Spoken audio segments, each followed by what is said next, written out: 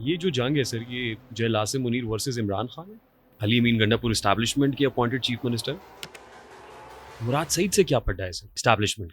कोई एग्जैक्टली मुझे नहीं समझ रही। जल फैज के साथ इमरान खान का और पीटीआई का कितना ताल्लुक था? गहरा ताल्लुक होता आपने कभी सोचा था कि साबिक डीजीआईएसआई फॉर्मर स्पाई मास्टर को फौज तहवील में ले लेगी? How unprecedented is this action? Quite unprecedented. आपकी हुकूमत गिरने की बुनियादी वजह भी यही बनी। चल बाजवा के साथ एक्सटेंशन का मामला, 100% भाई साहब एक्सटेंशन लेना चाहते हैं। डेस्परेट। लोग हैं जो पंजाब से हैं लेकिन एक्टिव हैं। हामिद खान साहब है, हाँ ठीक है, उनको अलाउ है। आपको अलाउ नहीं है? नहीं, अभी हम लोगों को तो अलाउ नहीं है। आपको कौन अलाउ नहीं कर रहा? अपनी इस्टेब्लिशमेंट अलाउ नहीं कर रही। मिलिट्री इस्टेब्लिशमेंट को लेके और आपको लेके तासुर ये है कि आप विकेट के दोनों तरफ खेल रहे हैं। पीटीआई में तो रिवाज ही बन गया, हर दूसरे बंदे को वो कह देते हैं कि वो इस्टेब्लिशमेंट के। वासिफ क्या आर्मी चीफ भी एक्सटेंशन लेना चाहते हैं? अभी पता नहीं, अभी तो उनको वैसे 1.5 साल पड़ा है। अभी उनको जनरल आसिम मुनीर साहब कल बताइए, मैंने जो पिछली 3 तकरीरें जो उनकी सुनी है उस पर मुझे एक जरूर एक उम्मीद की किरण जागी है। इमरान खान की रिहाई का फवाद चौधरी साहब के पास क्या प्लान है?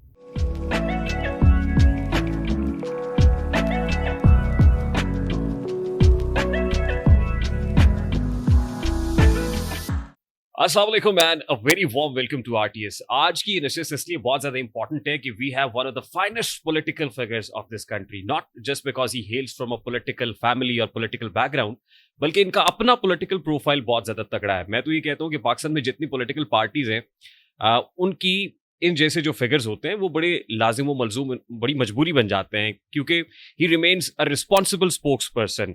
वो जल मुशर्रफ की बात हो, वो टू सम हाउ और दी अदर कुछ वक्त पाकिस्तान पीपल्स पार्टी के साथ हो, और फिर पाकिस्तान तहरीक इंसाफ में तो इनकी उठान थी। वफाकी वजीर रहे, एक वजारत में नहीं बल्कि मल्टीपल जो वजारतें हैं उनको इन्होंने इंजॉय भी किया है। हमारे साथ किसी तारुफ का मोहताज नहीं है और मीडिया से भी इनका ताल्लुक रहा है। और फिर जाहिर है जब किसी पॉलिटिकल शो की बात होती है तो कुछ ऐसे गेस्ट होते हैं जो बड़े चैलेंजिंग होते हैं, जिनसे खबर लेना, उगलवाना, निकालना बड़ा मुश्किल हो जाता है, टफ टाइम भी देते हैं। तो we have none other than Fawad Chaudhry sahab. अस्सलाम वालेकुम sir. Thank you very much sir for being with us. कैसे चल रहा है सर? बात चल रहा है। बस चल रहा है। आजकल पाकिस्तान जैसे चल रहा है। बहुत अरसे बाद आपसे मुलाकात जी। हो रही है। 9 मई के बाद तो पाकिस्तान तहरीक इंसाफ के बहुत से लोगों के चेहरे भी बदल गए। आई सही मीन बात हमने है। फैसल जावेद साहब को देखा, उन्होंने दाढ़ी रखी हुई है। हाँ। कासिम सूरी साहब की दाढ़ी नहीं रही। उमर सरफराज चीमा साहब की बहुत बड़ी बड़ी दाढ़ी आई हुई है। आप तो बिल्कुल वैसे ही हैं। हाँ, बस हमने कोशिश की जैसे थे वैसे ही रहे। एक स्ट्रगल कम थी क्या? हाँ। या मार कम पड़ी है? नहीं, 6-7 महीने सारा पाकिस्तान में रहा है, हालात रही है। हर बंदे के हालात मुख्तलिफ ही रहे हैं। बड़ा सफ़र किया है लोगों ने, ज़ाहिर है। आप कहते हैं आप अभी भी पाकिस्तान तहरीक इंसाफ से हैं, बिल्कुल। लेकिन एक्टिव क्यों नहीं? नहीं, रोज़ मीडिया के ऊपर जा रहे हैं, बात कर रहे हैं, चीज़ें हो रही हैं। एक्टिव से मुराद ये है कि पाकिस्तान तहरीक इंसाफ की रैलीज हो, जलसों की प्लानिंग हो, कोर कमेटी के अंदर थिंक टैंक जहाँ बैठता है वो हो, खान साहब से मुलाकात हो, उस तरीके से एक्टिविटी नजर नहीं आ रही फवाद साहब। नहीं, वो तो देखिए ना, इस वक्त वो लीडरशिप तो हम नहीं है लीडरशिप में, हम तो कारकुन हैं। तो वो जो लीडरशिप डिसाइड कर रही है, जो कर रही है, हम तो बैठे हैं। हम तो जो कर सकते हैं अपनी हम्बल कैपेसिटी में वो हम कर रहे हैं। It sounds very awkward. मतलब वो वजीर जब असेंबली डिसॉल्व की थी खान साहब ने, तो आपने करारदाद बतौर लॉ मिनिस्टर पढ़ी थी और उसके बाद कासिम सूरी साहब ने रूलिंग दी थी, and you remained very active part of PTI, और खान साहब का दस्ते रास भी थे। बिल्कुल। आपकी तरफ से ये सुनना कि हम क्योंकि लीडरशिप में नहीं है या फ्रंट रनर्स नहीं है, फ्रंट लाइनर्स नहीं है, 9 इट मई साउंड्स के very weird, very very awkward नहीं, एटलीस्ट फॉर मी। 9 आप यहाँ नहीं थे, पाकिस्तान में नहीं थे, बाहर थे कहीं? नहीं, ऑब्वियसली 9th में अच्छा। हुआ है, 9th तो ऑफ मई, बल्कि तो फिर उसको आपकी कम- तरफ से इस ऑकवर्डनेस का इज़हार बड़ी अजीब सी बात। I mean 9th of May में तो और भी बहुत से लोग थे। हाँ, तो वो सारे लोग नहीं है ना। आई मीन असद कैसर साहब is still active. Asad Qaiser साहब तो खैबर पख्तूनख्वा से है ना। पंजाब वालों को इजाज़त नहीं है और नहीं अच्छा। थी। हाँ, खैबर पख्तूनख्वा में तो लोग इलेक्शन भी लड़ सके हैं, कर सके हैं। पंजाब में नहीं, हाँ कब कर सके, पंजाब में, कराची में, यहाँ पे जाहिर है। देखिए, अगर आपने गोली से और बंदूक से लोगों को रोकना है तो हम तो तालिबान तो हम है नहीं, या कोई हम किसी टेररिस्ट ऑर्गेनाइजेशन में तो है नहीं, ना ही हमारा ये स्किल है।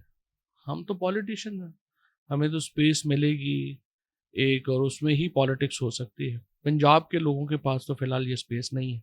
बहुत बहुत से लोग हैं जो पंजाब से हैं लेकिन एक्टिव हैं। हामिद खान साहब है, Ahmed Khan साहब is from Punjab. हाँ ठीक है, उनको अलाउ है। आपको अलाउ नहीं है? नहीं, अभी हम लोगों को तो अलाउ नहीं है, So he's not allowing you. क्योंकि हम लोगों पे 47-48 केसेस हैं, हम लोग तो उसमें ही हैं सारे।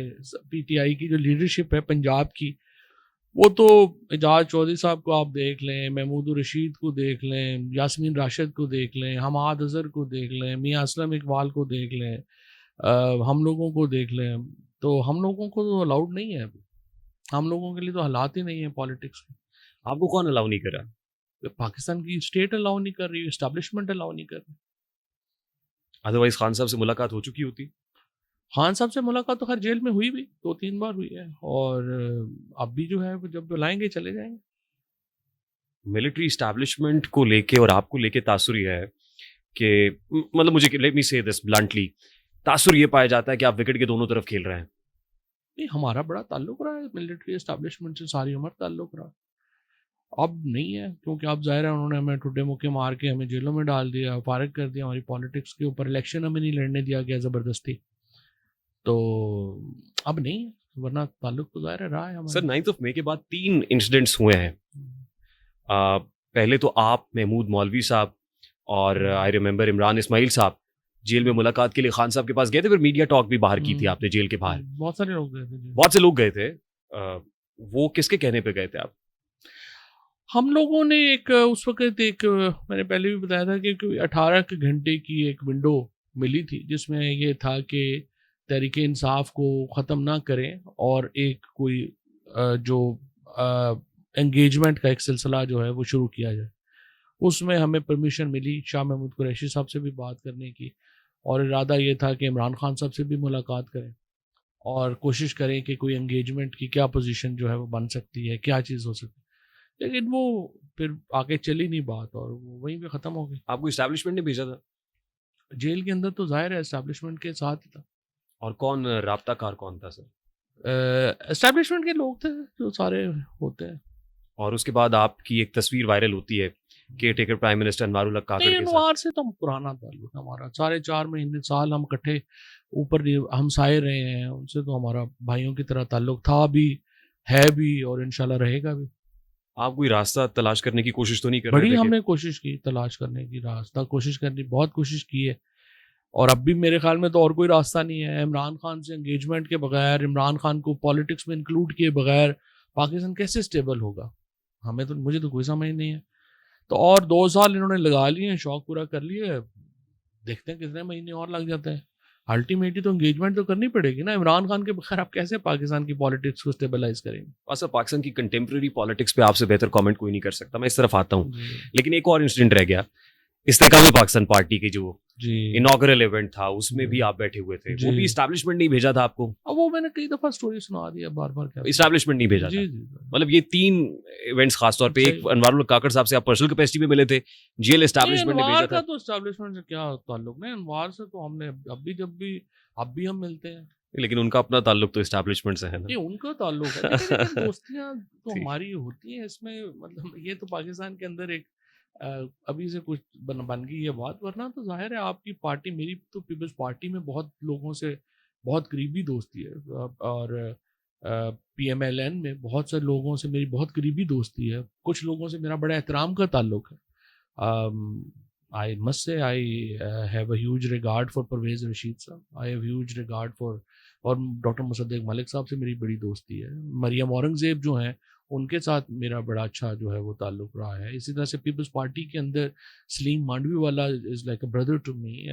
इसके बाद जो है फैसल करीम कुंडी से मेरा बहुत जो है वो करीबी ताल्लुक है। Nadeem Afzal is like a brother to me. So हर पार्टी में हम इतने सालों से पार्टी, ये तो ज़ाहिर है आपके कलीग्स हैं। कलीग्स हैं, दोस्त हैं, ये तो अजीबो-गरीब बात है। हम पॉलिटिक्स कर रहे हैं, कोई हम ये तो नहीं कि एक दूसरे को कोई हमने कोई छुरियां मार देनी। लेकिन पाकिस्तान तहरीक इंसाफ की जो इवन मकामी बिलावल क़यादत साहब है, से मेरा बड़ा एहतराम का ताल्लुक है। जो मकामी क़यादत है पीटीआई की, उनमें ये तासुर पाया जाता है ना कि जैसे शेर अफजल मरवत के बारे में था कि जी ये इस्टेब्लिशमेंट का प्लांटेड आदमी है, या ये ये तो इस्टेब्लिशमेंट की वहाँ पर पीटीआई काम कर में रहा है। हो या पीटीआई में तो रिवाज ही बन गया, हर दूसरे बंदे को वो कह देते हैं कि वो एस्टैब्लिशमेंट के। लोगों को पता नहीं ना, कई लोग तो हादसे में आए हुए हैं, लोगों को जाहिर है उनको अंदाजा नहीं होगा कि पॉलिटिक्स इज नॉट अबाउट कि आप छुरे निकाल के बैठ जाएं।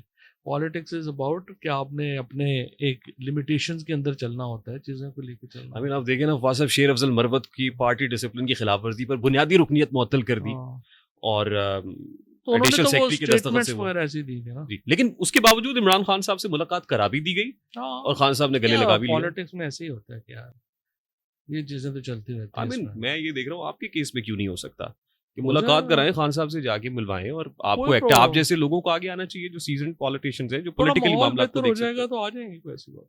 माहौल बेहतर हो रहा है अभी तक तो नहीं लग रहा, देखते हैं। अभी तो लग रहा है कि ये काउंटर प्रोडक्टिव ही हाँ, हो रहा है जो कुछ हो रहा है। तभी तो पाकिस्तान ही ऑब्वियसली इतना ज़्यादा, एक पाकिस्तान के लिए चैलेंजेस हैं, पीटीआई के लिए तो कम चैलेंजेस हैं, इमरान खान के लिए तो कम चैलेंजेस हैं। असल चैलेंज तो पाकिस्तान का चैलेंज है, वो कैसे हम मीट वीट करते हैं, उसको कैसे आपने डील करना है। अफगानिस्तान खुल गया हुआ है, आपके जो अरब ब्लॉक के साथ आपके रिलेशनशिप हैं, वेस्टर्न ब्लॉक के साथ रिलेशनशिप हैं, वो बिल्कुल गिर गए हैं, चाइना के साथ आपके रिलेशनशिप गिर गए हैं। सो आई डोंट नो पाकिस्तान में इस वक्त क्या ये कर रहे हैं। आपने कभी सोचा था कि साबिक डीजीआईएसआई फॉर्मर स्पाई मास्टर को फौज तहवील में ले लेगी? How unprecedented is this action? Quite unprecedented और unfortunate, you think this is unfortunate? Obviously internal उनका है, चल रहा है। फौज कह रही है हम तो अपने ताकतवर तरीन आदमी का भी एहतसाब कर रहे हैं। आई मीन हमारा एक इंटरनल प्रोसेस है, हम एहतसाब करते हैं। करें गलत कर रहे जी, हैं, गलत कर रहे हैं। ये तो उनका एक इंटरनल मामला है, मैं आप क्या तबसरा कर सकते हैं। और सर लगता नहीं है कि इंटरनल रहेगा क्योंकि जिस तरह के चार्जेस सामने आ रहे हैं और क्या connection charge 9th of May के साथ एस्टैब्लिश होता है। आपने आईएसपीआर की प्रेस रिलीज देखी होगी, सेकंड पार्ट ऑफ दिस उससे क्या दैट फर्क प्रेस रिलीज पड़ेगा, was very much clear about it. उससे क्या होगा, बात हो रही है कि फैज नियाजी गठजोड़ एस्टैब्लिश हो तो रहा है। फिर क्या हो जाएगा, इमरान खान पे क्या असर पड़ेगा उसमें। फैज जनरल फैज की गिरफ्तारी से इमरान खान पे क्या क़यामत टूट पड़ी है। मास्टरमाइंड उनकी साबित हो जाएंगे। 9th ऑफ तो मई फौज फिर के अंदर बगावत की कोशिश थी। तो फिर सजाए मौत दे देंगे, तो इमरान खान को आप कैद कर लेंगे, फांसी लगा देंगे। ये हुकूमती तर्जुमान रोज़ जो है वो सुबह शुरू होते हैं कि फलाने को भी पकड़ लो, फांसी लगा दो, फलाने को भी कर लो। आई डोंट नो ये मुल्क कैसे चलेगा। आप बेसिकली आपकी क्या पॉलिटिक्स है कि हमारे मुखालिफ सबको फांसियां लगा दो, फिर हम अकेले यहाँ पे हुकूमत कर लेंगे। जो 3-4 करोड़ आदमी जिन्होंने पीटीआई को वोट दिया उन सबको क्या जेलों में डाल दें और फांसियां लगा दें, फिर हुकूमत हो जाएगी। सही, ये क्या माइंडसेट है। देखिए आप इमरान खान की पॉपुलैरिटी जनरल फैज की वजह से, या इमरान खान को मिलिट्री कोर्ट ले जाएंगे तो सजा सुना देंगे तो इमरान खान की पॉपुलैरिटी कम हो जाएगी। सवाल तो ये है कि आपके पास इमरान खान के पॉलिटिकल नैरेटिव का आपके उसका जवाब क्या है, वो आपके पास है कोई नहीं। कभी आप कह देते हैं जी ये वो रऊफ हसन जो है जी वो उसने बात कर ली है तो वो गद्दार हो गया है करण थापर से। अब करण थापर अगर जो है वो पाकिस्तान के लिए ख़तरा है, आई राइन ग्रिम मीन, से और या वो रॉ का एजेंट है, तो मुझे बताएं साउथ एशियन जर्नलिज्म किधर जाएगा। आई मीन छोटी छोटी बातों के लिए ना इनको कोई किसी की बैकग्राउंड का पता है, ना किसी की कोई इज्जत का अपना, ना किसी की इज्जत का करना पता है, ना किसी को ये पता है कि किसकी क्या ड्यू है, उसको क्या देना है। एक आदमी जो हिंदुस्तान के अंदर एक्सट्रीमिस्ट के खिलाफ खड़ा होता है, एक आदमी जो बाबरी मस्जिद की डेमोलिशन के खिलाफ खड़ा होता है, जो वहाँ पे मुसलमानों के राइट्स की बात करता है, आपने उसको उठा के जो है वो अपने 2 टके के फायदे के लिए आप उसको पीछे पड़ गए हैं। तो समझ ही नहीं है, अकल ही नहीं है। जिल फैज के साथ इमरान खान का और पीटीआई का कितना ताल्लुक था सर? जितना हार्ड डीजीआईएसआई का होता है अपने प्राइम मिनिस्टर के साथ, गहरा ताल्लुक होता है। यहाँ कुछ ज्यादा था सर? नहीं, इतना ज़्यादा तो नहीं था जितना कि नवाज शरीफ साहब का जनरल हमीद गुल से रहा, या उतना ज़्यादा तो नहीं था जितना कि बेनज़ीर भुट्टो का जनरल कल्लू के साथ रहा, या उतना तो नहीं था जितना कि बाद में नवाज शरीफ का जनरल जावेद नासिर के साथ रहा। ये तो हर डीजीआईएसआई का प्राइम मिनिस्टर से ताल्लुक होता है। नहीं, खान साहब खुद कहते हैं कि बंदे पूरे करने हो बजट के मामले में। हर वोट ऑफ डीजीआईएसआई कॉन्फिडेंस यही करता रहा, और क्या करता रहा, पहले क्या करते रहे। जो पहले होता रहा तो वही वही। हो रहा हूँ, ना उससे ज़्यादा था ना कम था। खान साहब तगड़े वजीर आजम नहीं थे फिर, इसका बहुत मतलब ये। तगड़े वज़ीर आज़म थे। इमरान खान कोई शहबाज शरीफ तो नहीं थे ना, वो कहते थे जो होता था जो खान साहब विदाउट। हाँ, बाकी कंसल्टेशन है, कंसल्टेशन में कई जगह पे आप उनकी बात मान जाते हैं, कई अब तक अपनी बात मान जाते हैं। अच्छा, ये बात तो खान साहब भी नहीं कह रहे हैं जो आप कह रहे हैं, ये तो खान साहब भी आज ये कह रहे हैं कि जो जनरल बाजवा ने, क्योंकि मैंने एतमाद बहुत ज्यादा किया मिलिट्री इस्टेब्लिशमेंट के ऊपर, उन्होंने मेरी कमर में छुरा घोंपा। जहाँ पे जनरल बाजवा को उन्होंने नहीं माननी थी वो नहीं माने। उस्मान बुज़दार के ऊपर क्या जोर नहीं लगा लिया जनरल बाजवा ने, इमरान खान ने नहीं हटाया। तो मेरा ख्याल है Imran Khan was very powerful prime minister, there is no two opinions about it. इसके बावजूद कि खान साहब ये कहते हैं कि जो रेफरेंस बनवाया गया था काजी फाइज ईसा के अगेंस्ट, वो मिलिट्री Resist- इस्टेब्लिशमेंट के कहने पे था। 100%, लेकिन रेजिस्ट नहीं। अब मिलिट्री एस्टैब्लिशमेंट ने भी किसी के कहने पे किया था, वो अलग कहानी है। मिलिट्री एस्टैब्लिशमेंट का भी कोई फ्रैंकली कोई इतना पता नहीं कितना उसमें था, लेकिन बहरहाल जुडिशल एक अपनी पॉलिटिक्स चलती है, जुडिशल पॉलिटिक्स का भी एक बहुत बड़ा हिस्सा था। तो लेकिन उसको रेजिस्ट नहीं किया, ठीक है। कैबिनेट के अंदर हमने कहा था, मैंने तो कहा था कि हमें फाइल नहीं करना चाहिए, हुकूमत को फाइल नहीं करना चाहिए। तो लेकिन बहरहाल हमने रेजिस्ट नहीं किया, रेजिस्ट करते तो रुक जाते, कोई ऐसी बात नहीं थी। और मिलिट्री इस्टेब्लिशमेंट भी जुडिशरी के कहने पे कर रही थी। अब पता नहीं ये कहानियां खुलेंगी ना बाद में। कोई हाजिर सर्विस जुडिशियल ऑफिसर था या जज था जो ये चाहता था जस्टिस काजी उसको फाइसा को कहते हटाया एक जाए, अपनी पॉलिटिक्स थी, अपनी पॉलिटिक्स। लेकिन उसमें जुडिशरी भी थी उस पॉलिटिक्स के अंदर। 100% जुडिशरी के बगैर तो नहीं हो सकती इस तरह की चीज। चीफ इलेक्शन कमिश्नर को लगाया, खान साहब कहते हैं ये तो इनका आदमी था इस्टेब्लिशमेंट का। बिल्कुल, वो हो नहीं रहा था। अपनी अपोजिशन और हम लोग आपस में मान नहीं रहे थे नामों के ऊपर, तो फिर उन्होंने नाम दे दिया, इसको लगा दे, उसको लगा दे। फिर भी आप समझते हैं खान साहब बहुत ताकतवर वजीर आजम थे? तो ताकतवर ही थे ना, जहाँ पे रेजिस्ट करते थे वहां पे रुक जाते थे। देखिए ना, मसलन बुजदार के ऊपर जिस तरह मैंने आपको मिसाल दी, नहीं माने, नहीं सेटअप जो है वो चेंज हो सका। और बेशुमार इस तरह के और फैसले थे जिसमें उन्होंने कहा कि फलाना बंदा लगाना है। For example I I think Saudi ambassador को जब खान साहब ने पाकिस्तानी एम्बेसडर को सैक किया तो उस पर बड़ी रेजिस्टेंस थी कि ना करें, लेकिन इमरान खान ने कर दी। सर, इतनी ताकत के बावजूद खान साहब अपने डीजीआईएसआई को रिटेन नहीं कर सके। फौज का एक अपना इंटरनल मैकेनिज्म है और फौज की एक इम्पोर्टेंस है जो 72 सालों से चली आ रही है। और अनफॉर्चुनेटली प्रॉब्लम भी ये है कि जब आर्मी चीफ जो है वो इमरान खान को और नवाज शरीफ को या बेनज़ीर भुट्टो को वो वैसे ट्रीट करना शुरू करे जैसे शहबाज शरीफ हैं या अनवार काकड़ थे या जफरुल्लाह जमाली थे, यहाँ से ही तो प्रॉब्लम्स आते हैं। पाकिस्तान पे सफ़र करता है, पाकिस्तान सफ़र कर रहा है। उस वक्त आर्मी चीफ ने डीजीआईएसआई को इसलिए तब्दील कर दिया कि बाजवा साहब के बकौल और इस्टेब्लिशमेंट के हल्के ये कहते हैं कि इमरान खान साहब और जनरल फैज का बहुत ज्यादा लिंकेज था, और जब ये देखा कि बहुत ज्यादा बढ़ रहा है और खान साहब इसको चीफ लगाना चाहते हैं, तो बाजवा साहब ने फौरी तौर पर डीजीआईएसआई को चेंज जो कर भी दिया। उनकी अपनी रीजंस होंगी, ज़ाहिर बाजवा साहब की एक अपनी रीजंस होंगी ना, उनकी साइड की अपनी एक स्टोरी होगी। इमरान खान साहब ने अपनी स्टोरी बताई है आपको कि वो क्या समझ रहे थे कि अफगानिस्तान के अंदर सिचुएशन जो हो रही है उसको रिटेन करना चाहिए। तो जाहिर है बाजवा की अपनी साइड की एक स्टोरी होगी। And this was the point जहां से आपकी हुकूमत का सफा उखड़ गया था, जो सेम पेज नहीं था नहीं, वो उखड़ा कोई था। ऐसा इशू नहीं है। ये तो ऐसे सिंपल बात थी, जनाब बाजवा साहब ने फैसला किया कि एक एक्सटेंशन मैंने पीटीआई से ली है, दूसरी एक्सटेंशन मैंने नून लीग से लेनी है। तो सारी लॉबी हर चीज़ वो उन्होंने उसके लिए बनाई की, उसकी वजह से जो है वो जाहिर है एक इतना बड़ा बैलेंस है फौज के, जब वो हट जाता है तो वो बैलेंस आउट हो जाता है। लेकिन अनफॉर्चुनेटली फैसला तो उनको महंगा ही पड़ा। आपकी हुकूमत गिरने की बुनियादी वजह भी यही बनी। 100% और 100%। बिल्कुल चल बाजवा के साथ एक्सटेंशन का मामला, 100%। और कोई और था ही कोई नहीं, और कोई इशू नहीं। तो फिर इमरान खान साहब ने कहा, फौज के साथ तो हमारे ताल्लुकात अच्छे थे आखिर तक। इमरान खान साहब ने कहा मेरी हुकूमत को अमेरिका ने गिराया है। वो क्या था सर? उसमें वो साइफर आ गया था। साइफर की आप जरा देख लें जो लैंग्वेज है, उस लैंग्वेज को भी आप जरा एसेस कर लें, फिर हर बंदे की एक अपनी इंटरप्रिटेशन होगी, उसको देख। नहीं, लेकिन बुनियादी वजह आपने कहा 100%। मेरे ख्याल में ये, मेरे ख्याल में extension cipher wasn't the major reason. Possible है, साइफर भी होगा, क्योंकि एक फैक्टर नहीं होता चीज़ें हटाने के लिए, मुख्तलिफ फैक्टर्स हैं जो जमा होते जाते हैं। ये भी होगा डेफिनेटली।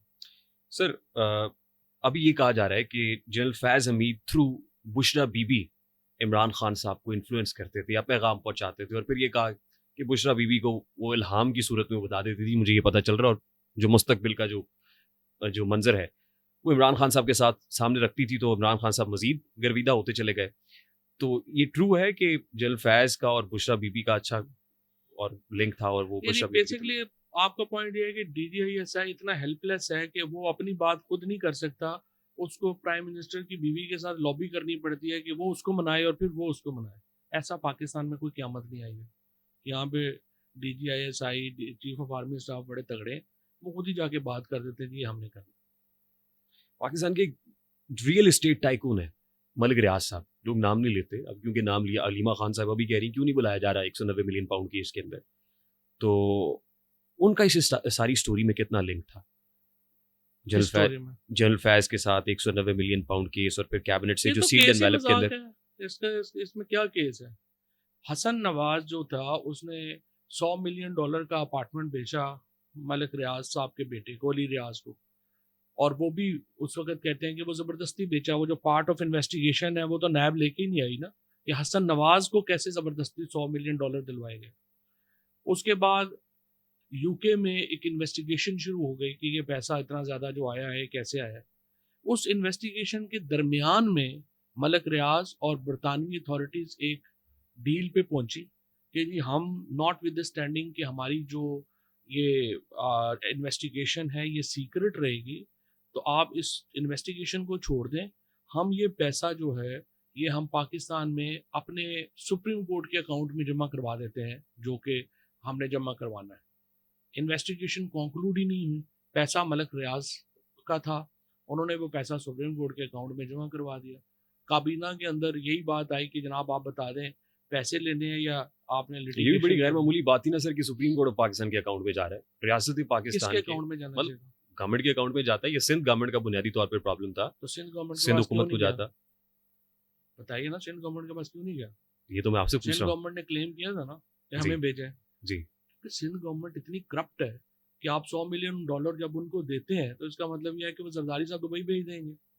तो कंसेंसस था पाकिस्तान के एस्टेब्लिशमेंट में और हुकूमत में कि ये सिंध गवर्नमेंट के पास ना भेजें, ये सारा पैसा चोरी हो जाएगा, सुप्रीम कोर्ट में रख दें जहाँ बच जाएगा। और सुप्रीम कोर्ट कोई पैसे देने थे मलिक रियाज ने, जुर्माने के पैसे देने थे, वो जुर्माने की बात में चले गए। पैसे ही जुर्माने में आए थे बाद में, वरना तो आना ही नहीं था।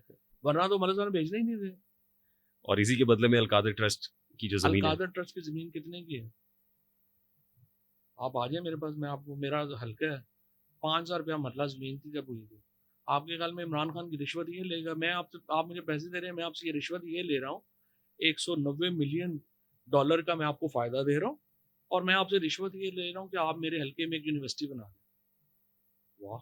जिसका ट्रस्टी मैं खुद हूँ, जो मुफ्त होगी, जिसकी कोई जो है वो नहीं है, कमर्शियल नहीं है वैल्यू, वो मुफ्त बच्चों को पढ़ाएगी, मैंने आपसे ये रिश्वत ले ली है। तो बनाने वालों को भी तो कुछ ख्याल करना चाहिए कि क्या केस बना रहे हैं, क्या कर रहे हैं। कितना काम हो गया सर वहाँ पे, कितने कोर्सेज वहाँ चल रही है, कितने कोर्सेज वहाँ से, कितने लोग डिग्री लेके निकल गए? ये तो कम से कम 4था-5वां साल होगा कि वो तो फंक्शनल है।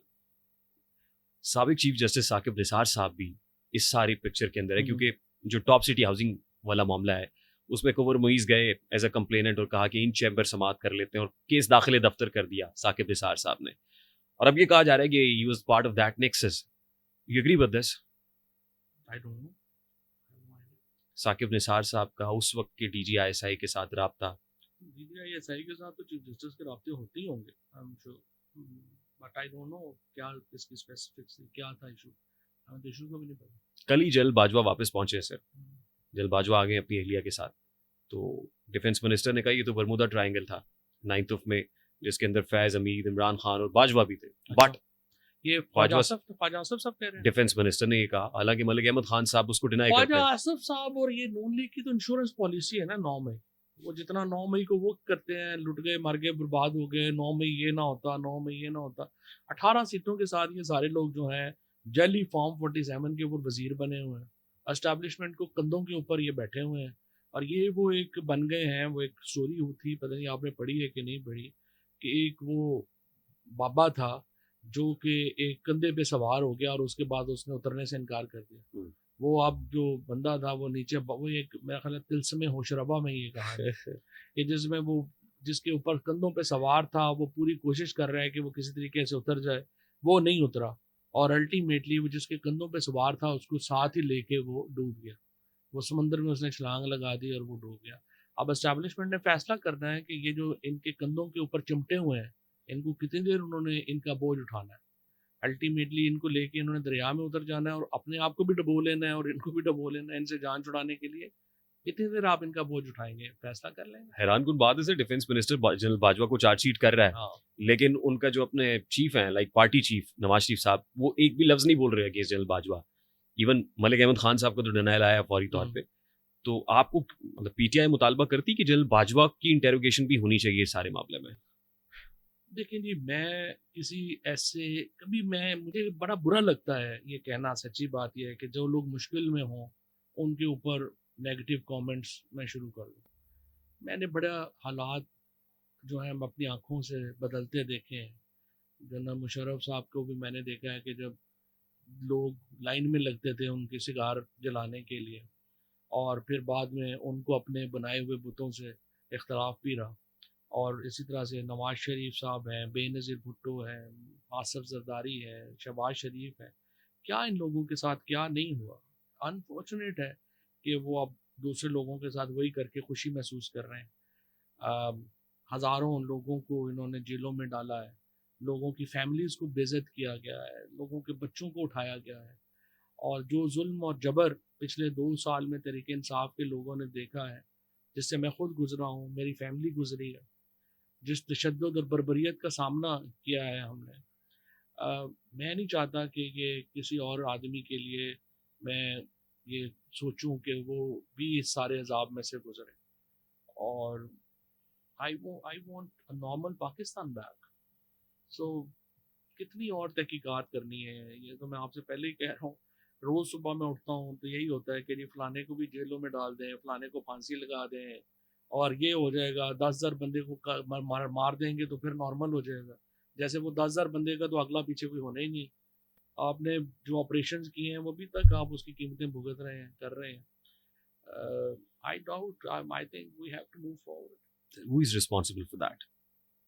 हर एक का हिस्सा है, पाकिस्तान के इस्टेब्लिशमेंट का मेजर हिस्सा है इसमें। पाकिस्तान के इस्टेब्लिशमेंट ने पाकिस्तान को बड़े चैलेंजेस में मुब्तला कर दिया और आई डोंट नो वहाँ पे क्या ये सोच भी नहीं है कि हमने इसको मुल्क को जो है वो कैसे आगे लेके चलना है। कोई बड़ा विजन तो हमें नज़र ही नहीं आ रहा। एस्टैब्लिशमेंट ने तो कहा कि वो ये पॉलिटिकल हो गए हैं। लेकिन ना ये तो कहने की बात है, जब होंगे तो नज़र आ जाएगा, कहने की जरूरत भी नहीं पड़ेगी। जनरल आसिम मुनीर के विजन से आप इख्तलाफ करते हैं? क्या जैसे है अभी तक तो हमें नहीं पता ना। जैसे जनरल बाजवा डॉक्टराइन था। तो अभी तक वो तो हमें वो भी नहीं पता क्या था। देखिए पाकिस्तान को हमने क्या, जनरल आसिम मुनीर साहब का अलबत्ता ये मैंने जो पिछली 3 तकरीरें जो उनकी सुनी है उस पे मुझे एक ज़रूर एक उम्मीद की किरण जागी है कि ये एक्सट्रीमिज़म के ऊपर और टेररिज्म के ऊपर क्लियर है। और जिस तरीके से उन्होंने एक्सट्रीमिस्ट के जिक्र किया है और बार बार ये कहा कि जो फसाद फैला रहे हैं वो और आइन को नहीं मानते और इस्लाम को नहीं मानते, ये एक है। लेकिन देखते हैं कि इसके ऊपर प्रैक्टिकल क्या आगे इकदाम होते हैं। सबसे बड़ी देखें आपके सामने पाकिस्तान के चीफ जस्टिस के सर की बाउंटी मुकर्रर हो जाए, हमें इज इट अ जोक? तीसरी दफ़ा रिव्यू पिटीशन जो है वो फिक्स हुई है डर से। तो अगर सुप्रीम कोर्ट के मुबारक चीफ सानी केस जस्टिस की का बात कर ये रहे हैं। हाल है, अगर पाकिस्तान के एस्टेब्लिशमेंट का ये हाल है, तो फिर कैसे रियासत चलेगी? ये तो हम तो खून खराबे की तरफ फिर जा रहे हैं। फिर जो बचेगा कर लेगा। ये जो जंग है सर, ये जनरल आसिम मुनीर वर्सेस इमरान खान है? नहीं नहीं नहीं, इसके ऊपर तो कोई नहीं है। इमरान खान से तो भी तलखियाँ तो हैं, खान साहब की तलखियाँ हैं एस्टेब्लिशमेंट के बारे में, एस्टेब्लिशमेंट की तलखियाँ हैं खान साहब के बारे में। तो यही तो मैं कह रहा हूँ कि उनको कम करने की एक एफर्ट, कोशिश की ज़रूरत है। उसमें भी बड़ी रुकावटें हैं। मसलन हमारे जो अकाउंट्स, डिजिटल मीडिया दहशतगर्दी के ऊपर बार बार फौज की तरफ से बात आती है। देखिए वो बिल्कुल उसमें ये है कि जो अकाउंट्स फौजी अफसरान के खिलाफ, ये भी तलखियाँ की वजह से पीटीआई भी इसका हिस्सा बन जाती है। यहाँ पे सेपरेटिस्ट्स हैं, अलहदगी पसंद हैं, जो बुनियादी तौर के ऊपर चाहते हैं कि वो पाकिस्तान की फ़ौज और पाकिस्तान के अवाम को एक दूसरे के मुकाबले में खड़ा करें और तहरीक इंसाफ के अकाउंट्स को उन अकाउंट से अपने आप को फासला करना है। आदिल राजा का, हैदर मेहदी का, अहमद नूरानी का, वकास गुराया टाइप्स का पीटीआई से क्या ताल्लुक है? ये लोग तो सारी उम्र पीटीआई के खिलाफ कैंपेन्स बनाते रहे हैं, हमारे खिलाफ जो है वो सारी उम्र इनकी जो है वो एफर्ट और कोशिश रही है। अब वो पैसे बनाने के लिए नाम बेच रहे हैं इमरान खान का, पीटीआई का। तो इनसे तो डिस्टेंस करना बड़ा जरूरी है। जो हुआ है सर इमरान खान और एस्टैब्लिशमेंट के माबैन, यानी जितनी खलीज आ गई, जितना गैप आ गया, this could have been avoided. या फॉर श्योर, हो सकता था। आई मीन बहुत सारे ऐसी पॉइंट्स थे जिसके ऊपर इसको बल्कि हवा दी गई, मजीद इंटेंसिफाई किया गया इस कैंपेन को। बुनियादी तौर पे आप क्या समझते हैं कि ट्रिगर क्या था जो जनरल आसिम मुनीर को जिसने मुतनफर किया इमरान खान से या पीटीआई से? अगर वहां तलखी है तो किसी चीज ने तो मुतनफर किया होगा। बस उसकी तो कई कहानियां लोग जो है वो कहते हैं ना, लेकिन इशू ये है, मैं इन द हाइंडसाइट मैं समझता हूँ कि सबसे बड़ी गलती ये हुई है कि जो हम जैसे जो लोग थे जिनके ताल्लुकात थे एस्टेब्लिशमेंट में फौज के साथ, हम लोगों ने जो है वो पार्टी की प्रेशर में फिर खान साहब के कहने पे हमने तो सारा वही करना था जो उन्होंने कहना था, तो हमने उनसे अपनी बातचीत ख़त्म कर दी, ताल्लुकात ख़त्म हो गए, जिसकी वजह से सिर्फ हमारा मुखालफ नुक्ता नज़र जो है वो पहुंचता रहा है एस्टेब्लिशमेंट को, हमारा नुक्ता नज़र उस तरह से पहुंचता नहीं रहा। उसकी वजह से भी काफ़ी जो है वो ब्रेकअप हुआ। कौन वहां जाके जो है आपके अगेंस्ट काम करता रहा? आपकी सारे हमारे जो है जाहिर है फिर हमारे मुखालिफ पीएमएलएन के लोगों को मौका मिल गया ना कि वही जाके बातें करते रहे। अहमद मलिक जो है वो फिर उनका कॉन्ट्रैक्ट रहा, इन लोगों का सबका कॉन्ट्रैक्ट रहा, हमारा कॉन्ट्रैक्ट नहीं रहा, तो जाहिर है फिर एक ही साइड उन्होंने तो अपनी साइड ही देनी थी ना। फिर मुनीर न्याई साहब ने कहा ना कि कुछ वंज विरामा औखी हाँ, हसन, कुछ गल विच गमा द तौक विसी, कुछ शहर दे लोग भी जालिम सन, कुछ सानू मरन द शौक विसी। तो आपके भी कुछ ऐसे लोग थे जिन्होंने आपके दोस्त बन के आपकी आस्तीन में बैठे हुए थे, जिन्होंने काफी नुकसान पहुंचाया आपको? आपको नहीं लगता कि पाकिस्तान तहरीक इंसाफ के अंदर कुछ ऐसे लोग थे जिन्होंने वो आपके अगेंस्ट कैंपेनिंग की है? नहीं, बिल्कुल सही बात है, उसमें भी होगा ना। फिर खान साहब को और इमरान खान के कानों में वो लोग थे जो कि सिर्फ फौज के खिलाफ बातें करते थे, तो वो भी फिर जो है वो हो गया, उसकी वजह से फिर खलीज बढ़ गई। Who were they sir? आपने आइडेंटिफाई तो किया होगा। कई होंगे, कई बातें फिर पसंद करते हैं, फिर भी क्या बात, बहुत से लोग तो पाकिस्तान छोड़ के चले गए, बहुत लोग चले। वो भी डैमेज करके गए पीटीआई को और खान साहब को। देखिए, पीटीआई के लोगों के साथ तो बड़ा जुल्म हुआ, तो अगर किसी ने कोई गलती की भी है तो उसका मदावा हो चुका है। इतना जुल्म ज्यादतियाँ जो पीटीआई के लोगों ने बर्दाश्त की हैं, जिस किस्म के टॉर्चर्स से पीटीआई के लोग गुजरे हैं, उनको अब और क्या ब्लेम हो। सर कुछ लोग ऐसे हैं ना जो अभी भी गिरफ्तार नहीं होते हैं। I can hardly see any even case against them. हैं कुछ ऐसे लोग, मैं मतलब आपको पता है शिबली फराज साहब इस वक्त फ्रंट रनर है, अभी भी फ्रंट रनर है, खान साहब से जाके मिलते हैं, सब है, गिरफ्तारी कोई नहीं होती सर। चलिए अच्छा है नहीं हो रही, लेकिन देखो मेरे ख्याल में तो सिंपल बात है, केपी में हालात ही एस्टेब्लिशमेंट की पॉलिसी ही और रही है। जो पॉलिसी पंजाब में है वो केपी में नहीं। केपी में जो पीटीआई की जो भी पॉलिटिशियंस हैं उनको इलेक्शन भी लड़ने की इजाज़त दी गई है, उनके साथ वो नहीं हुआ जो कि इस्लामाबाद में हुआ या जो पंजाब में हुआ। सो ये तो पहले ही दिन से साफ जाहिर है कि पॉलिसी डिफरेंट है। अली अमीन गंडापुर इस्टेब्लिशमेंट के appointed chief minister, Imran Khan के अपॉइंटेड चीफ मिनिस्टर इस्टेब्लिशमेंट के तायद याफ्ता है। नहीं है। एस्टेब्लिशमेंट का क्या ताल्लुक है? एस्टेब्लिशमेंट ने तो पूरा जोर लगा लिया इलेक्शन हराने के लिए, नहीं हरा सकते। मैं इसलिए कह रहा हूँ कि अभी आज ही मैंने देखा है पाकिस्तान तहरीक इंसाफ का सिटिंग एमएनए जुनैद अकबर खान, उसको हथकड़ियां लगी हुई हैं। नहीं, वो तो पुरानी स्टोरी है। आपकी अपनी तो अली गवर्नमेंट, अमीन ने अपना भी तो किया, नहीं पुरानी पुरानी कोई वीडियो। आई मीन सर वहाँ पे करप्शन का जो मामला है जिसके ऊपर शकील खान ने प्रेस कॉन्फ्रेंस कर डाली और बहुत से लोग जाके शिकायतें लगाते हैं खान साहब को, और खान साहब ने कहा इस करप्शन कमेटी में देखें। हर पार्टी में धड़े होते हैं, लोकल पॉलिटिक्स होती है, चलता, उसकी कोई नेशनल इंपॉर्टेंस तो नहीं है। बस ठीक है, वो अली अमीन का झगड़ा है अपना। जुनैद भी बड़ा ज़बरदस्त आदमी है, I have all appreciation for Junaid, is बड़ा तगड़ा आदमी है, बात करता है। और आई मस्ट से कि he is among those group of people जो अपना दिमाग में जो बात होगी वो कहने की जरूरत रखता है, वो पीछे नहीं हटता। हाउ कैन वी फॉरगेट मुराद सईद? बिल्कुल। Way is he sir? क्या कोई प्रोटेक्शन अपनी केपी गवर्नमेंट अली अमीन गंडापुरी नहीं दे पा रहे मुराद सईद को कि वो भी आए? लिमिटेशन है ना उनकी भी, अली अमीन की भी तो लिमिटेशन है ना। वो कोई देखिए ना, कोशिश तो यही होनी चाहिए, उसने को फौज और पुलिस को आप एक दूसरे के साथ आमने सामने तो नहीं खड़ा करना ना। तो वो एक हालात में है, हम अनफॉर्चुनेट हालात में है, जब तक एस्टेब्लिशमेंट खुद ही को मेहरबानी ना करे और एक स्टेप आगे ना ले तो ये हालात ऐसे ही रहेंगे। मुराद सईद से क्या पड़ा है सर इस्टेब्लिशमेंट? कोई एग्जैक्टली मुझे नहीं समझ के क्या है, इतना ज़्यादा एक्सट्रीम पे क्या है। मुराद जो है वो भी बिल्कुल जो है वो गायब है। एक्चुअली देखो ना, मियां असलम और हमाद अजहर भी तो इतने अरसे से नहीं आ सके। जी, लेकिन रूपोशी खत्म की हमाद अजहर ने। हाँ, वो जलसे वगैरह में आए हैं जी, बस उस तरह और से। फिर उसके बाद इस्तीफा भी दे दिया बिल्कुल। और पता चला कि अलीमीन गंडापुर के साथ कोई फड्डा हुआ है। हो जाता होगा क्या, जहाँ इतने प्रेशर में है सब लोग और गिले शिकवे भी हो जाते हैं। But Hammad Azhar sir, I mean political face है पार्टी का बिल्कुल। और one of the same voices among PTI. तो इस तरह के लोगों को क्या आप समझते नहीं कि कॉन्शियसली पिछली सफों में फेंका जा रहा है? उनकी मजबूरियां है ना। जैसे मैं आपसे पहले ये कहा कि जो हमाद हैं या मियां असलम है, मैं हूँ, या जो बाकी कुछ लोग हैं पंजाब में, हम लोगों को तो पॉलिटिक्स की इजाज़त नहीं है अभी। हम लोगों के ऊपर हम एक बात करते हैं, दो नए पर्चे हो जाते हैं, आपको उठा के ले जाते हैं, ये वो जो तमाशा लगा हो। तो वो इसकी वजह से वो पीछे पार्टी की में तो उनकी पोजीशन है। इमरान खान तो खैर उनकी कदर करते हैं। इस वक्त जो पीटीआई की क्यादत है, जो फ्रंट रनर्स हैं, आप सेटिस्फाइड हैं विद देयर परफॉर्मेंस, जो कर रहे हैं ठीक कर रहे हैं वो?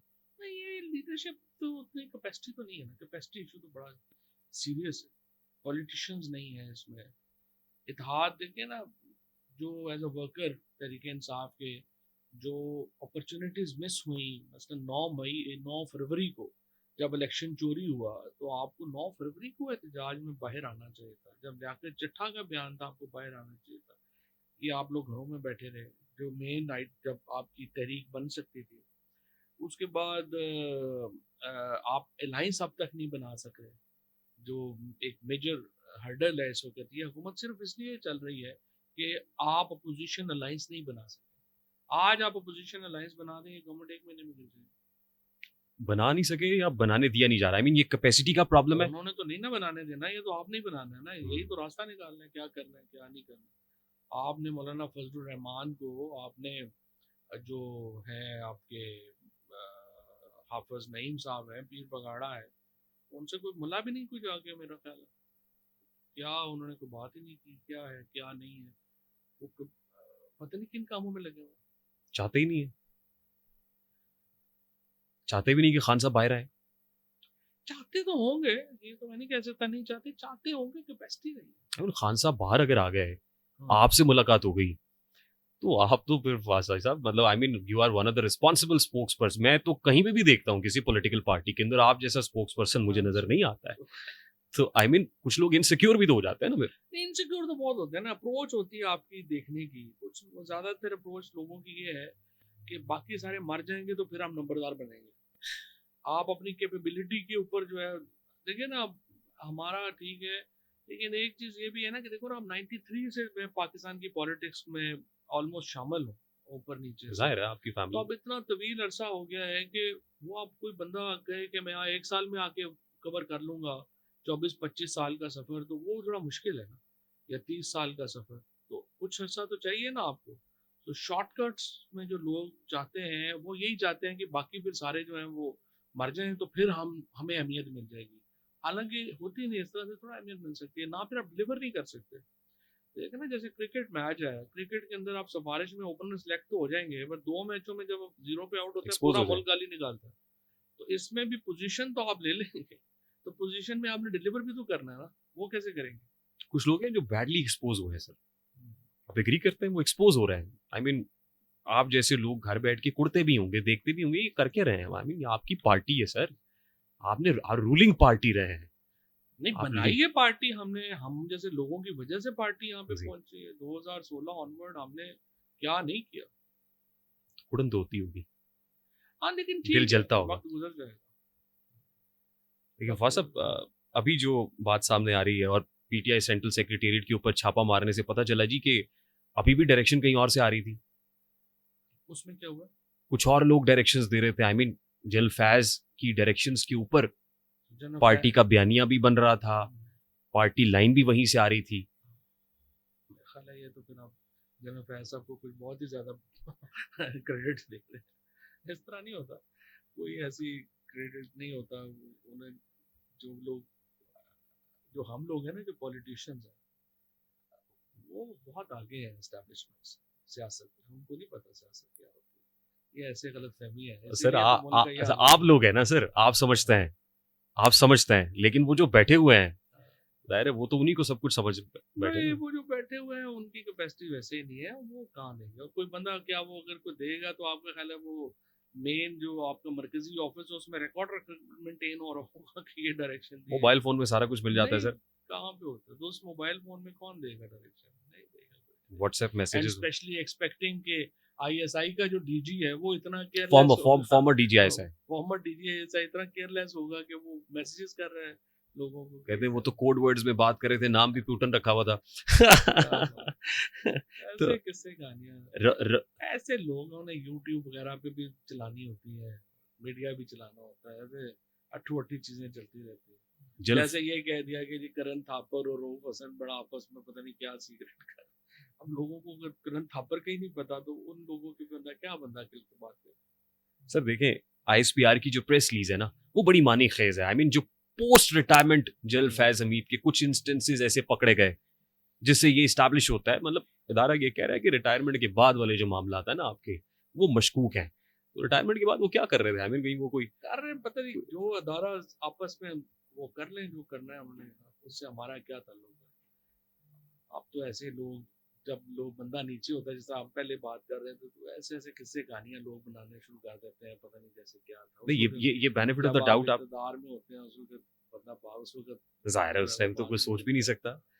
तो ये बेनिफिट ऑफ द डाउट आप जनरल फैज को देते हैं? फैज हमीद साहब को क्लीन चिट दे रहे हैं आपके, जो था ठीक था। हमें क्या पता है क्या एविडेंस है क्या नहीं है, फौज जाने उनका काम जाने।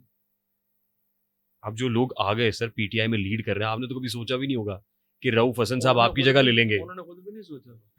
यही कह रहे हो ना। तो वो तो आपने ना उन्होंने सोचा ना आपने सोचा होगा। रऊफ हसन साहब लीड कर रहे हैं, पार्टी तर्जुमान है, मरकजी सेक्रेटरी इतलात है।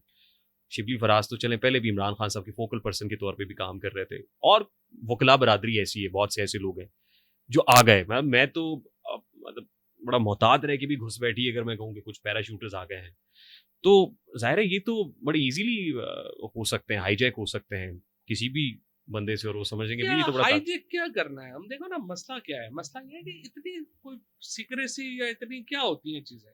सिंपल बात ये है कि वोटर इमरान खान के साथ, इमरान खान के ऊपर कोई इल्जाम जो है वो लगा हुआ साबित नहीं हो रहा, कोई उसके ऊपर ठहरते ही नहीं है।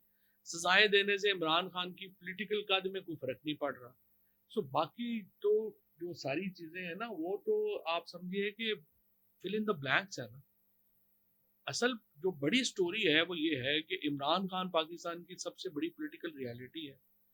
नवाज शरीफ, आसफ जरदारी, शहबाज शरीफ, मरियम नवाज कोई ऑल्टरनेटिव सियासत क्रिएट नहीं कर सके 2 साल में। एस्टैब्लिशमेंट का over reliance on this is prove futile. Imran Khan का जो कद है वो रोज और बढ़ रहा है। इमरान खान को जेल में आपने रखा 1 साल से ज्यादा अरसा हो गया, वो नहीं टूटा। आप उसको 6 महीने और रख लेंगे, उसको कोई नुकसान नहीं होगा। आप 8 महीने रख लें, उसको कोई नुकसान नहीं हो रहा। इमरान खान की जो मजलूमियत है वो पाकिस्तान के अवाम के दिलों में घर कर चुकी है। उसका जो उसका जो हर लफ्ज है वो अवाम का एक मुक्तदर होने का इस्तिहारा बन चुका है। And the people of Pakistan believes that the symbol of their sovereignty is Imran Khan. आप इसको ब्रेक कर सकती है एस्टेब्लिशमेंट, और उनके ये जो चमचे कच्चे हैं जो पॉलिटिकल उन्होंने इकट्ठी की है कटलरी, ये उसको ब्रेक कर सकती है। आप हुकूमत कर लेंगे। आप ब्रेक नहीं कर सकते, आप पाकिस्तान का मजीद नुकसान करेंगे। सिंपल। और साहब आपने कहा था 55 हल्के खुल रहे हैं, 45 दिन में गेम तब्दील वो हो जाएगी। फायज ईसा साहब ने रोके हुए, काजी फायज ईसा साहब ने रोके हुए ना अभी तक, वो ट्राइब्यूनल्स को अलाउ नहीं कर रहे। काई साहब एक्सटेंशन लेना चाहते हैं। Desperate, desperate for extension. He himself is desperate to get extension.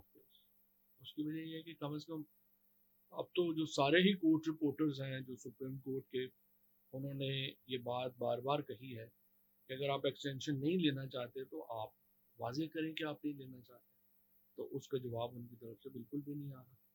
तो जाहिर है कि this is the only option is working. Sir despite being in controversial domain, अभी आप जिस केस का हवाला दे रहे थे, हेड मनी जिस पे लगाई हुई और सारा कुछ है, और फिर इस्लामाबाद के ब्लू एरिया में एक ऐसा वाकया भी पेश आया जिसको कारपेट तले दबा दिया गया, जिसको कहते हैं।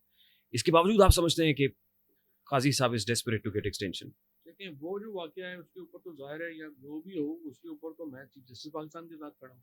ठीक। ये तो नहीं हो सकता कि True. पाकिस्तान, देखिए एक थानेदार या एक डिप्टी कमिश्नर भी रियासत जो है वो उसको वो रिप्रेजेंट करता है। चीफ जस्टिस पाकिस्तान अगर इतना बेचारा लाचार और वो हो गया है कि उसके ऊपर हेडमनी बना दे को बंदा आके, तो स्टेट तो खत्म हो गई।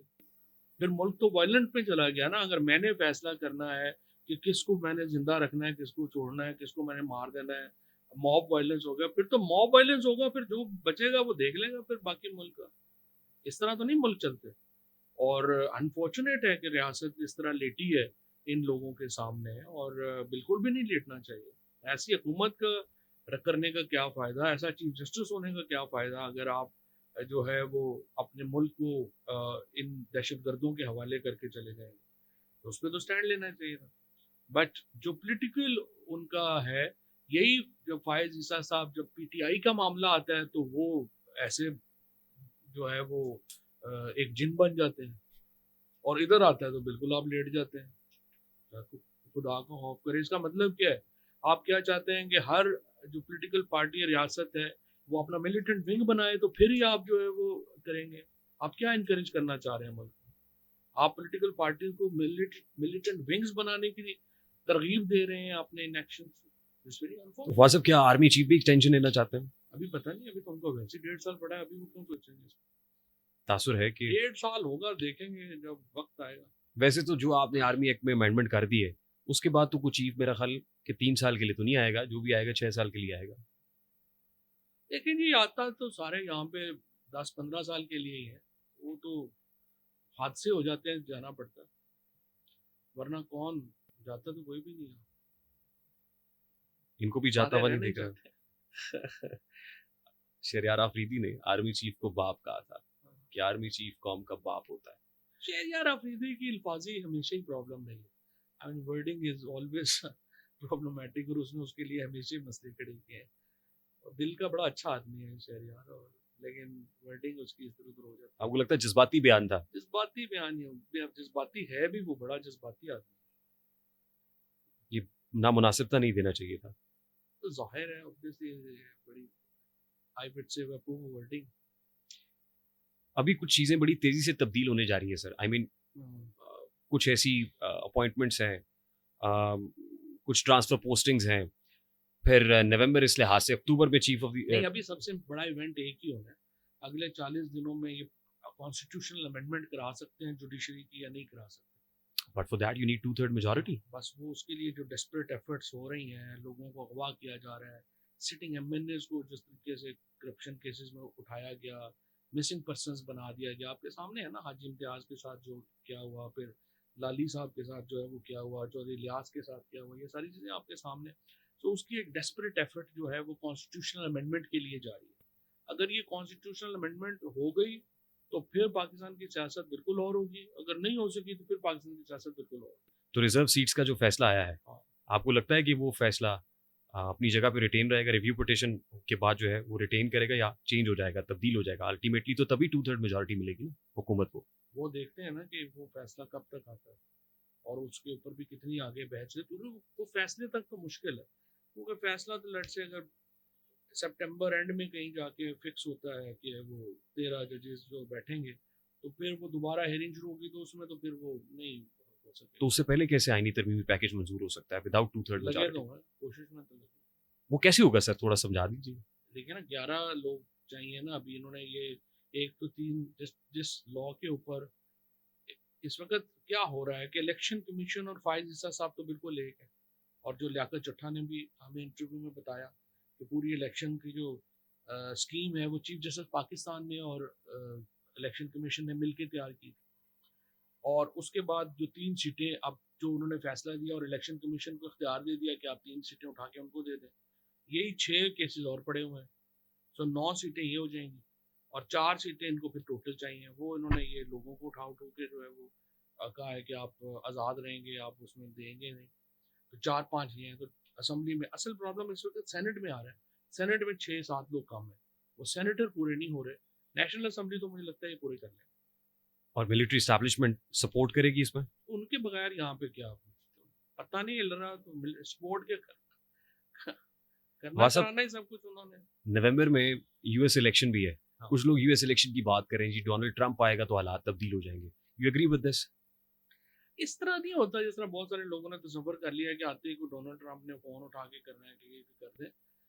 बट ट्रंप की एक जो ओवरऑल अगर आप उसकी पॉलिसी देखें तो वो बड़ी इनवर्ड अमेरिका है। So he is not someone who will actually Pakistan को देखें ना, 7-8 अरब डॉलर चाहिए। 7 8 अरब डॉलर के लिए पाकिस्तान को अमेरिका की सपोर्ट चाहिए। अब वो सपोर्ट जो है वो बाइडन तो दे रहे थे, ट्रंप से वो उम्मीद नहीं है कि वो पैसे के लिए हमारी ओवर इस तरह से मदद करेंगे। फिर जाहिर है इमरान खान के साथ एक करीबी ताल्लुकात हैं डोनाल्ड ट्रंप के। जो इवानका ट्रंप की वालिदा थी, इवाना ट्रंप, वो और इमरान खान जो थे और वो पुराने दोस्ती है उनकी। और जो इवानका ट्रंप हैं, उन्होंने ही पिछली मीटिंग भी उन्होंने अपने वालिद से अरेंज कराई थी। कुशनर जो उनके हस्बैंड हैं वो जैरेड भी, कुशनर। उनके जो है वो भी, और आपको पता ही है कि ये दोनों, Jared Kushner or Ivanka plays a very important role in president's policy making. So उनके बहुत करीबी, they regard Imran Khan, they have the regards for Imran Khan. So जाहिर है कि उसका एक है। बट अब दूसरी तरफ भी जो कैमिला हैरिस है, उनका भी अगर आप देखें तो जो सबसे करीबी पाकिस्तानी है उनके, वो डॉक्टर आसिफ है, और जिनको उन्होंने कांग्रेस का टिकट भी लेके दिया, और he is one of the key Pakistani जो उनके करीब है। और अभी आपने जो तस्वीरें लगाई मॉडल टाउन जो गद्दारों की, उसमें आपने डॉक्टर आसिफ की तस्वीर भी गुजेड़ दी। तो आप सबसे लड़ना है तो बस अब last couple of question sir. बहुत बहुत शुक्रिया, thank you very much for being part of this episode. आपने जो पार्टी पे तनकीद उस तरह से अब नहीं कर रहे जैसे आप पहले कर रहे थे, असद कैसर की वजह से पार्टी पे तनकीद करना छोड़ दिया आपने? असद कैसर भी कहते हैं, अली अमीन भी कहते हैं, और भी हमारे जो दोस्त हैं पुराने, वो कहते हैं आप ना करें तो फिर हम नहीं कर रहे। इसके बदले में भी कुछ कहते हैं कि जी हालात ठीक हो जाएंगे, पार्टी में वापस आए आप। हालात का सबको पता है ठीक हो जाएंगे। कोई जो मुझे पुराना जानते हैं वो मुझे अंडर एस्टिमेट नहीं करते। बस अब इमरान खान की रिहाई का फवाद चौधरी साहब के पास क्या प्लान है? देखिए इमरान खान की, अब तो मैं बार बार ये बात कर चुका हूँ, opposition alliance is the key for Pakistan politics to be back on track. आप इमरान खान को ये जो अदालतों से या जैसे देखें ना, अभी हमारी हमारी पॉलिटिकल पार्टीज की कोई है ही नहीं। हर बंदा अपने बोली जा रहा है। जमात इस्लामी ने जो अपनी बेइज्जती करवाई ये करके धरना, क्योंकि अकेले आ गए, ना कोई उसका एंड रिजल्ट था ना कुछ था। जमात इस्लामी ने अपनी जो है वो बेइज्जती करवा ली। मौलाना फजल रहमान बात कर रहे हैं और उनकी बात जो है उसमें वजन नहीं है। जीडीए को के साथ जो कुछ हुआ सिंध के अंदर, वो अपनी अपने जुल्म के ऊपर बात नहीं कर पा रहे। तो जब तक पीटीआई और ये पार्टियां तीनों इकट्ठी नहीं होती हैं, हर पार्टी को नुकसान हो रहा है। I am unable to understand what's going on. Grand opposition alliance के लिए बहुत सारी डेलिब्रेशंस तो हुई, बातें तो हुई, नहीं क्यों हो नहीं रहा पा रहा है सर? ये बात तो। इनमें कोई नजरियाती फिक्री कोई इख्तलाफ है? मौलाना ने भी कहा था नहीं हमारे। नहीं, नजरियाती तो कोई भी नहीं है। देखे ना, दो तीन बातें हैं। फॉर एग्जांपल ये अफगानिस्तान के ऊपर जेयूआई का, जमात इस्लामी का, पीटीआई का एक ही नजरिया है। इलेक्शनों के ऊपर रिगिंग हुई है, उनके ऊपर एक ही नजरिया है। बाकी चीजें तो होती रहेंगी। बड़ी बातों के ऊपर तो आप में कंसेंसस है, और ये कि ये हुकूमत फॉर्म 47 की पैदावार है, इस पे कंसेंसस है। तो ये बातों के ऊपर आपने इत्तेहाद करना है। आई don't know what's going on. Sir lastly and very quickly, ultimately तो लगता यह है कि मिलिट्री इस्टेब्लिशमेंट के सीने में जब तक कोई नरमी नहीं होगी, या जनरल आसिम मुनीर के साथ कोई चैनल ऑपरेट यानी स्मूथली नहीं करेगा, ओपन नहीं होगा, तब तक हालात तब्दील नहीं होंगे। लगता यह है कि पिछले दिनों में शायद हुआ, थोड़ा सा लचक का मुजाहरा हुआ, लेकिन उसके बाद फिर वो सब फिजल आउट हो गया। How do you see that? आपको लगता है मुस्तकबिल करीब में ऐसा हो सकता है? ये भी कोई जिसको कहते हैं चमत्कार ही होगा। देखिए जी, पहली बात तो यह है कि एस्टेब्लिशमेंट को 100% इमरान खान को इंक्लूजन में लाना चाहिए। देखिए मुल्क सफ़र कर रहा है। एक हर दफ़ा में जो लोग करीब है फौज के, वो टीवी पे भी जो आते हैं वो कहते हैं कि गुस्सा बढ़ा है जी, वो बहुत गुस्से में है। तो जो गुस्से से तो नहीं 25 करोड़ का मुल्क चलता ना। अब आपकी ऑल्टरनेटिव भी तो बताएं कि इमरान खान को 2 साल में आपने क्या टिल नहीं लगा ली खत्म करने की, अगला नहीं हो रहा खत्म आपसे, लोग उसके साथ खड़े हैं। बेसिकली आप क्या पाकिस्तान के अवाम के खिलाफ एक जहाद लॉन्च करना चाहते हैं? इमरान खान इस सिंबल है पाकिस्तान के लोगों की एम्पावरमेंट का। अब आप मुझे बताइए कि आपने उसकी पॉलिटिकली, या तो जिस तरह मैंने पहले अर्ज किया, एस्टैब्लिशमेंट और ये जो पार्टियां हैं ये मिल के इमरान खान का पॉलिटिकल ऑल्टरनेटिव बनाती, कोई पॉलिटिकल ऑल्टरनेटिव बयानिया बनाती, तो फिर इमरान खान की पॉलिटिकली रेलेवेंस ना होती, वो आप कह सकते तो हो। लगता है कि establishment is not happy with anyone, यानी नवाज शरीफ से भी खुश नहीं, जरदारी से भी खुश नहीं, अगर इमरान खान से हमें खुश नहीं नहीं। पता, ये तो नहीं, एस्टैब्लिशमेंट को तो अपने आप से खुश नहीं होना चाहिए, पहली बात तो ये जो उनकी अपनी कारकर्दगी। तो अगर आप उसके ऊपर इमरान खान से जो है अपना अगर वो आप उसको पॉलिटिकली रिलेवेंट नहीं कर सके, तो फिर आप ज्वाइन दें। और मेरे ख्याल में ये जो पॉलिटिकल पार्टीज में और एस्टैब्लिशमेंट में ग्रैंड डायलॉग की जरूरत है, एक कूलिंग ऑफ पीरियड चाहिए। कौमी हुकूमत का जो आइडिया है वो बड़ा अच्छा आइडिया है, कौमी हुकूमत बन जाए साल के लिए, उसके अंदर आप जो अमेंडमेंट्स हैं वो कर लें, और उसके बाद पाकिस्तान को इलेक्शंस की तरफ लेके जाएं। साल की कैंपेन का मौका भी मिल जाएगा, पॉलिटिकल पार्टीज को अपने अंदर भी एक ऑर्गेनाइजेशन बनाने का, करने का मौका मिल जाएगा, और आप पाकिस्तान में अंदर एक दूसरे से जो नफरतें हैं उसको भी थोड़ा आप नीचे लाने की आपको जो है वो अपॉर्चुनिटी मिल जाएगी। तो आप एक साल दे दें, एक साल में आप कोई भी जो अपना नेशनल असम्बली है वहाँ बेशक बना दें आप गवर्नमेंट, नीचे चारों हुकूमतें रखनी है आपने रख लें, उसमें आप अपनी कारकर्दगी दिखा लें, और आप आगे चलें। फिर तो फायदा पाकिस्तान मुस्लिम लीग नून को बहुत हो जाएगा, पंजाब में उनकी गवर्नमेंट है। मरियम नवाज की सलाहियतों पे पूरा भरोसा है पीटीआई को, इनसे कुछ नहीं होगा। Sir it was wonderful having you on the show sir, बहुत बहुत शुक्रिया, thank you very much once again. Fawad Chaudhry साहब की गुफ्तगू आपने सुनी, आई होप आपने एंजॉय किया होगा। इसको लाइक और शेयर करना इसलिए जरूरी है कि इससे हमारा मैसेज है वो मैसेज तक पहुंचता है। मुझे रेहान तारिक को इजाजत दीजिए, अपना बहुत सारा ख्याल रखिएगा। अस्सलाम वालेकुम।